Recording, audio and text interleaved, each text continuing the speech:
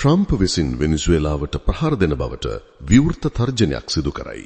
මේ සමගම එක්සත් ජනපද ගොඩබිම් ප්‍රහාරයක් ඉතා ඉක්මනින් ආරම්භ කරන බවට ට්‍රම්ප් විසින් ස්ථීරවම පවසා තිබෙනවා.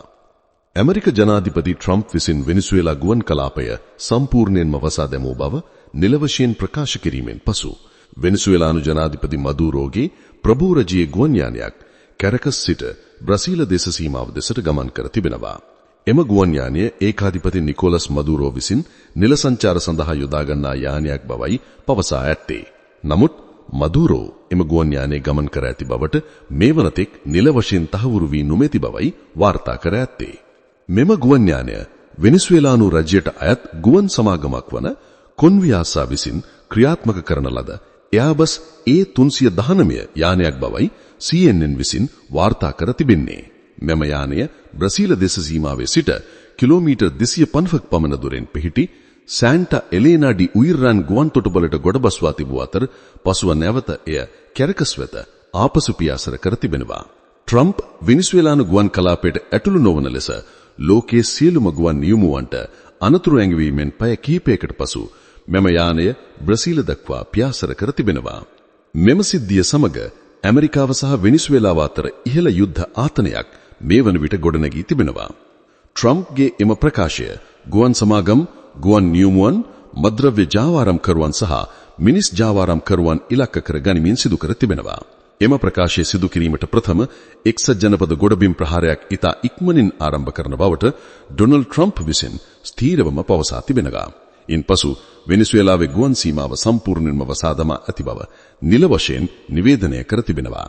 වෙනිසුවෙලා ජනාධිපති නිකෝලස් මදුරෝ කැරකස්හි පැවති හමුදා උත්සවයකදී ප්‍රකාශ කර ඇත්තේ රූකඩ රජයක් පත් කර ගැනීම සඳහා ට්‍රම්ප් පරිපාලනය විසින් තමා පෙරළ දැමීමට උත්සාහ කරන බවයි.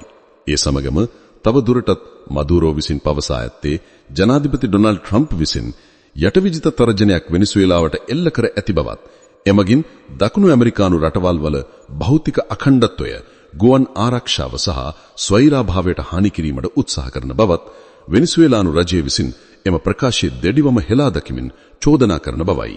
ඒ සමගම වෙනිසුවෙලා විදේශ අමාත්‍යාංශය විසින් පවසා ඇත්තේ එන ප්‍රකාශය සතුරහ ඒකපාර්ශ්වික හා අත්නෝමතික බවයි. මේ අතර ට්‍රම්ප් විසින් ඔහුගේ සමාජ න්‍යායාලන්වල පළ කර තිබූ එම තර්ජනාත්මක පණිවිඩය පිළිබඳ ප්‍රශ්නවලට ධවල මන්දිරය විසින් ප්‍රතිචාර දැක්වීමෙන් වැළකී තිබෙනවා.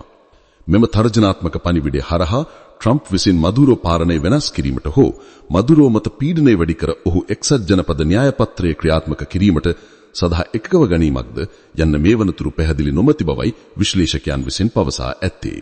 ඒ සමගම ඇමරිකා ආගමික විගමන බලධාරීන් පවසා ඇත්තේ ට්‍රම්ප්ගේ එම ප්‍රකාශය සමග වෙනිසුවෙලානු සංක්‍රමණිකයන්ගේ සතියකට දෙවරක් පිටුවහල් කිරීමේ ගුවන් ගමන් ඒකපාර්ශ්විකව අත්හිටවීමට පියවරගත් බවයි. ආණ්ඩු දෙකක සාකච්ඡාවන් පසුව මෙම වසරේ පමණක් වෙනිසුවෙලානු ජාතිකයන් 13000කට වඩා වැඩි පිරිසක් වෙනිසුවෙලාවට පිටුවහල් කර ඇති බවයි ඔවුන් විසින් පවසා ඇත්තේ.